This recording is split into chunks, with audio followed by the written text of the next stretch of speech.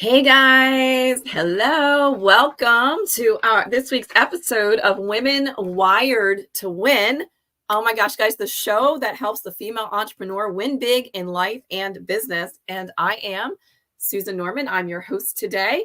And today we're going to be talking about Mindset Matters with special guest Dr. Sarah Earle. And guys, we also have a little surprise for you at the end of the show today. So make sure you stick around till the end. But now it's time to welcome my guest, Dr. Sarah Earle, to the show. She is going to be sharing with us, like I said today, a little bit of her story and how mindset practices really help change the trajectory of her life. Try to say that word, right? So I'm going to go ahead and bring her on today and just tell you a little bit more about her, and then I'm going to have her share about you. But as a former high school principal turned confidence coach, Dr. Sarah helps women ditch procrastination and break through pesky limiting beliefs. She inspires women to replace fear with action so they can get results. Dr. Sarah's business, Rock Your Reflection, is on a mission to empower women to rock their reflection from inside out. And welcome today, Dr. Sarah. We are so excited to have you. And I just want to say thank you for taking your time to be with us. So I'd love for you just to share a little bit with the girls. Tell them a little about yourself. Well, first of all, thank you so much, Susan, for having me, and I'm excited to be here. First of all, I want to just give you some kudos for this podcast. You know, we've been connected for quite some time now, and I've really been inspired by you, and to see all this come to fruition is just really amazing and so exciting, and I'm excited to learn along with all your other followers. So I'm just excited that this is here and that I'm actually a part of it from the beginning. Oh my gosh, Sarah, I know. I met Sarah, gosh, how long has it been? Oh, it's been over a year now. I think we actually were on the same journey together about the same time. And it's been the same thing. I can remember watching and getting little peeks of you here and there on Facebook. And I'm like, man, she is totally crushing it here and just kind of going for it, right? Going for your dreams. And so it's been just really fun. And I'm the one that's honored to have you. So thank you for joining us today. Sure. So let me just thank you for that nice introduction. Let me just share a little bit less informal about myself. I grew up in South Carolina, pretty dirt poor. I came from a family where, so my father passed away when I was 12 in a tragic airplane crash. And that was after my parents had been divorced. And we moved around a lot. I remember in 7th grade, when all my friends were getting clothes for school, I got one shirt. We, in South Carolina, if you can imagine, we didn't even have air conditioning because we just didn't have the money for it. So just all that to say that, you know, my background really played a part in what I decided to do professionally, which was I wanted to become a teacher and I wanted to help people enjoy their education because I really didn't have a good time in school. I was bullied a lot. And so that kind of was the first step to me kind of overcoming some of this childhood trauma. And so when I was in school, high school, deciding to be a teacher, I realized that I wanted to get to know a little bit more about the world. So I took French and to make a long story short, ended up becoming a French teacher. And I did that for about 12 years before I became a mentor to new teachers and an administrator. And as you said, a principal, an assistant principal, and all the things. And somewhere along that journey, as I started doing my research on how to help students advocate for themselves more when it came to their college education, being a first generation college student, I realized that a big part of being successful in really anything, but especially, you know, when I was doing my research with kids in school, it was being able to speak up for yourself, advocate for yourself, and believe in yourself. And one of the things I uncovered during my research was that if teachers had more agency, if they were had more of an advocacy voice for themselves, than their students would.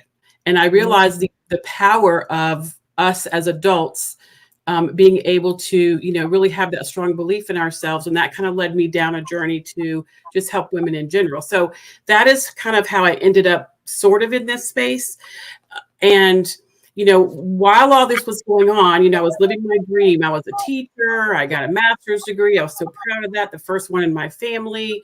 My kids, I was able to give them so much because I worked so hard. And along the way, the white picket fence just wasn't always white, right? There was, my husband and I struggled at times. There was some addiction in my family. A lot of family struggles, not unlike many of probably your listeners, right? Life is not perfect. And so there was a time in my life when my one of my kids was heavy into addiction, when I really just felt like the world was crashing down, and I didn't want to go on anymore, right? I just wanted to go to sleep really at night. I would read at night just to kind of get away from everything. And kind of what I realized along the way, and I'm just giving you a really compressed timeline, was my mindset was the one thing that I could control. And my reaction to what was going on around me was something I could control. And so I started doing that. I actually found some of my best inspiration by people online. So, those of you who know Susan from the online space, I'm telling you that being connected with a mentor online can absolutely change your life. Yes. And so I, ended up just like you. I ended up in direct marketing. I wanted to change women's lives, and I think God had a different plan for me. And out of that came the idea to actually coach women in a different way. And so that's kind of what led me to where I am now. Well, I love it, Sarah. Oh, am I echoing there? Sorry, guys. No. Yeah. And so, you and I actually talked a few weeks ago, probably a couple of weeks ago. We were talking about how I was getting ready to start the podcast, and we were trying to get a date together and that kind of thing. And you had shared with me some pretty interesting things, or some ways that you've been able to help women kind of rethink or take a look at something. And I honestly, I don't want to say like it was so simple, but I would just love for you to kind of share what you had shared with me that day, and how we look at just even mindset, overcoming things. You had shared a few key things there, and I'd really love for you to share the girls, like what have you done, or how can you help others change their mindset, or what are some steps they can take toward that? Yeah. So it's really interesting, right? Because in my journey to create this business, the goal is really to create a movement. It's not really to have a business. It's really to create a movement for women who've lost their confidence for one reason or another. And, I want women to develop confidence in every area of their life, not just one. And so what happened with me personally was I hid behind my profession for a long time when everything else behind or, in private was kind of falling apart.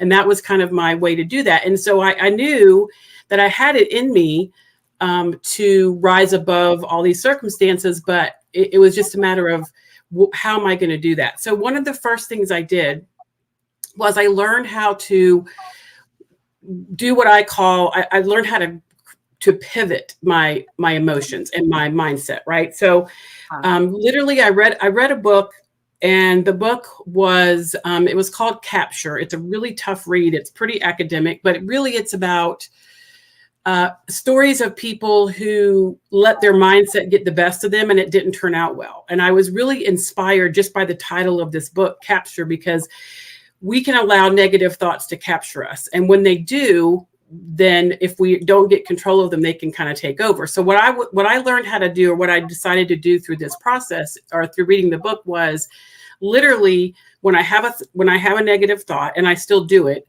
is I will just like take my physical hand and I will grab that thought and I will sit with it for a few minutes, because I don't want to suppress it.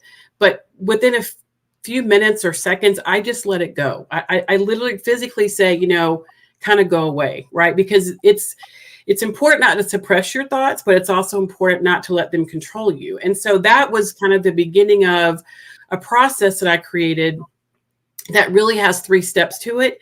And I think the title of this, what is it? Mindset Matters. Is that what the title is? Mm-hmm. Yeah. Yeah. So I think what's so important about that, and it's important for everyone to understand, is that mindset does matter, but mindset is not the only thing, right? We hear a lot of times mindset is everything, and it's not. Mindset is part of the formula. And you know this because It's a, you right. It's a talk starting about place. this a lot. Yeah. Yeah, It's like it's a starting starting. place.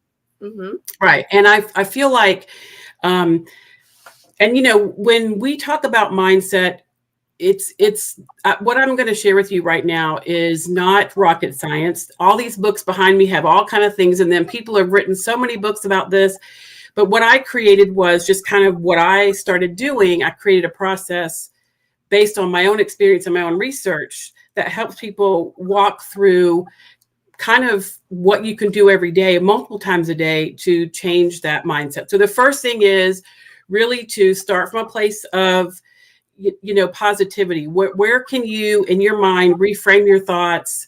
How can you respond to something differently? And how can you look at the good in a situation and not necessarily the challenge? And this is what we've been programmed to do, right? Positivity. And I also want to just mention that if you don't allow your negative feelings to, if you don't honor them to some extent, you could possibly experience negative or toxic positivity, where everything is positive and rosy and you're not actually able to feel what God intended you to feel. He gave us emotions for a reason.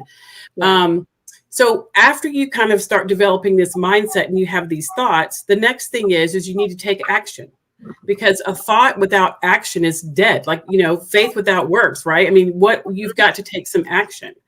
And then following that action, it's not action you take one time, it's action you take over time that really allows you to get results. And so that's persistence. And so that process, mindset, action, and persistence, is what I call my MAP process. And I help women discover their own map. So even though I have lots of strategies I share with women, they're not all one size fits all. And people are in different seasons of their lives. They have different businesses. They have different reasons and types of results that they want. So I help them pick the strategies that work best for them to help them improve their mindset, take more action, and persevere when things get tough. Right. So, it's kind of like that thought process of it's okay to not be okay, but it's not okay to stay that way. Right. So it's Yes. acknowledging that this is Yes. the thoughts that I'm having. It's acknowledging that this is where I'm at. It's a reality. Right.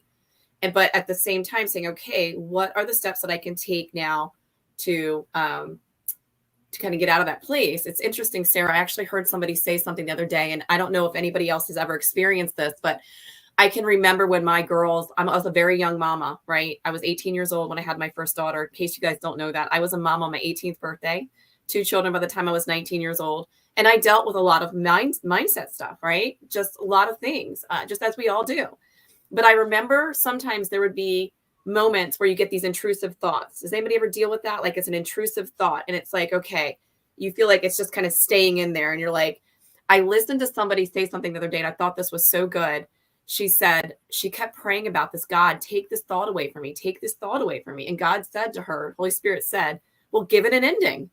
And I thought, whoa, it was so powerful. So like, for example, it might've been something like having this thought of my daughter falling out the window or over the banister, all these things that, as a new mom, you may experience. And it was like, well, give it an ending. So I don't know if that plays a part in anything, that you're sharing or teaching, but it's like acknowledging where we are. And then how can we move beyond that? Is that a little bit there? Yeah. So what you're talking about is crucial, and that's awareness, right? You have to be aware. And a lot of times, and I'm still guilty of this. I tell my students all the time that I'm still walking this walk. I'm still learning. I'm still refining every single day. It's not like I have all the answers. And the answer, sometimes when I do have the answers, I still don't do the work just like anybody else. And so it's a matter of, showing up for yourself on a daily basis. And when you're aware of something, those are really the first steps, the first thoughts to changing something. You can't really change it if you're not aware of it, but you also can't celebrate it if you're not aware of it. So if you are someone who is, going along, and let's just say that you do have a network marketing business and you might not be where you want to be today. What is it that you've accomplished that you can celebrate that you're ignoring? I mean, because there are things, and it's all relative. You can't compare your success to someone who's been building a team for 10 years and you've been in a business for 30 days, Right. Or even a year. So, it's in the discipline is very important. And the difference is in the discipline. And when we talked, Susan, one of the things we talked about, for this episode was really being able to maybe sharing a little bit about my inspiration. And my biggest inspiration is there's a scripture that has really been with me for a long time in my life that really inspires everything I do. And that is 2 Timothy 1:7. And in the NIV version, it says that, God did not give us a spirit of timidity, but a spirit of power, of love, and of self-discipline. Mm-hmm. So we are not made to sit on the sidelines. We are made to show up bigger, bolder, and braver. And a little bit later in 1 Peter 1:13, it says that, we should prepare ourselves for action. We need to take action. So, those are the pivotal foundations of get your mind, in gear, take some action. And then when things get tough, let your faith lead you, and you're going to get through just about anything. So I, try to live this on a daily basis. What's interesting in my comprehensive coaching program, we spend a whole month on mindset and a whole month on action and a whole month on persistence. But, and this is the point I want to make with each of you guys today, is we don't just work on mindset for a month. We work on all of them, right? So you can't just work on one piece. You have decisions to make every day. And so if you can go through this cycle, if you can take what you're thinking, take some action around it, and, get through, even if it's, let's say you're doing something for an hour and you don't want to do it, whether it's exercise or calling clients or whatever it is, if you can just persist through that 1 hour, then you've created that whole map process, and you can do that several times during the day. So the difference really is in the discipline. It's not just about thoughts. Right, it is. And the other thing is, though, with that being said, sometimes really what it comes down to is a couple of things. When you were mentioning about getting into action, sometimes what it is those thoughts of fear, right? Fear of rejection. Mm-hmm. Like, yep. Oh my gosh, like what if they say no, or they don't like me, or, whatever it is. And so one of the things that's helped me is just kind of like flipping that switch, because our first inclination usually is to go straight to the negative, right? Usually it's like, well, what if this happens? Or what if that happens? Like, what if I fail beyond, what I could possibly imagine? And so what I've learned to do, again, you said it's that awareness piece, because sometimes we may not even be aware that this is a pattern of behavior that we have. It could be a lot of things. It could be how we were raised, how we grew up. But the first thing is the awareness, it's recognizing it. And then how do you flip that script? And so I always say to myself, okay, rather than saying, when that thought comes, what if I fail beyond my wildest, what if this fails miserably? And I flip it and say, but what if I succeed beyond my wildest imagination, right? And then so it kind of gets you moving toward resolution, moving toward taking that step, taking that action. And sometimes it's a lot of self-coaching, right? And also finding someone else and a supportive friend, mentor, coach, somebody to come alongside you that can also help you through that process. It's kind of what I'm hearing, a lot of what you're saying there. And I'm trying to remember, Sarah, there was one other thing that you had shared with me, and I wish I had written it down. I was walking around in my backyard when you were talking about it. And I think it was something about there was two ways that people look at, I don't remember what it was. I'll have to think about that. And maybe I'll have you share it a later time or add it to the comments when I think of it. But what I'd love for you to do now in our last few minutes, Sarah, is I would love for you to share with the girls, if maybe they're looking for somebody, maybe they found themselves in this spot where they really do need some help to really kind of move to the next level and have some breakthrough. What is your next step on the journey, or how would they be able to connect with you? Yeah. So first of all, let me just say that one of the biggest myths is that we don't really need somebody to help us, right? Sometimes we want to we want to do it. We want to be able to do it on our own. And so we feel like asking for help is a sign of weakness when it's actually the opposite. I can tell you now, and I know you feel this way, Susan, I will never function. I will never go again without having a coach or mentor myself if there's any way I can help it, because it's made such a big difference in my life. And, you know, the other thing to remember is if you are experiencing some really big challenges in your life, you know, a therapist or a doctor, a medical doctor, are really great solutions for you. But you may not be at the point where you need that. You may just need someone to believe in you until you can believe in yourself. You may just need someone to help you with some strategies, you know, on a daily basis, like Susan and I do for women. So, you know, you can. I did want to mention this. I just finished a challenge. It's called the 5-Day Mindset Reset. And it was the last time that I'm offering this challenge for free. So if any of your listeners want that challenge, if they will just send me a direct message, okay, I will get that over to them, you know, no charge, just because I am getting ready to launch that as a paid program. But it's really great because what it does is kind of give you a little bit more background into this MAP process and kind of help you understand how to set that up in your life. And I do have a Facebook group as well, Self-Confidence for Women 35 plus. It's a place of inspiration and encouragement. And, you know, my goal is really, like I said, I want to create a movement where women feel empowered to take back their confidence. And, you know, it can begin with the smallest steps. And, you know, I appreciate you inviting me on just to share a little bit about my passion and, you know, why I started, you know, doing what I'm doing. And I feel like too many women are walking around unfulfilled when in reality they have everything they need within them. And, you know, you and I know that we are always, this is a continuum, right? You know, you're going to have great days. And even on the days that are, or even when you are generally happy in life, there are going to be days when you don't feel as good or you don't feel as fulfilled. And so the question is, can you fill your emotion bank enough so that when those hard days come, you know what to fall back on? So, you know, I can help you with that in my Facebook group. You can DM me for that little course. And, you know, just the last thing I want to say is you have a gem in Susan. You know, take advantage of her as much as you can. You know, work with her if you can, because that is really going to be something that transform your business. Oh, thank you so much, Sarah. Truly, I'm so grateful for you. I feel like we've kind of just gotten to know each other so well over these last few months, and miss seeing you on a regular basis. That's for sure. But yeah, so, you know, and I know that you said it was the 5-Day Mindset Challenge, correct? Because 5-Day Mindset Reset. Yeah. Oh, Mindset Reset. Okay. Because I was going to ask you if there was just a couple of steps or, you know, 2 or 3 steps that somebody could take today to really start making improvements. What would you say that would be? What would you recommend? So the first thing I would say is to monitor what you're thinking. When one of those negative thoughts come up, and they will, because we have, you know, probably 60 to 80 thoughts a day, and 90% of those tend to be negative.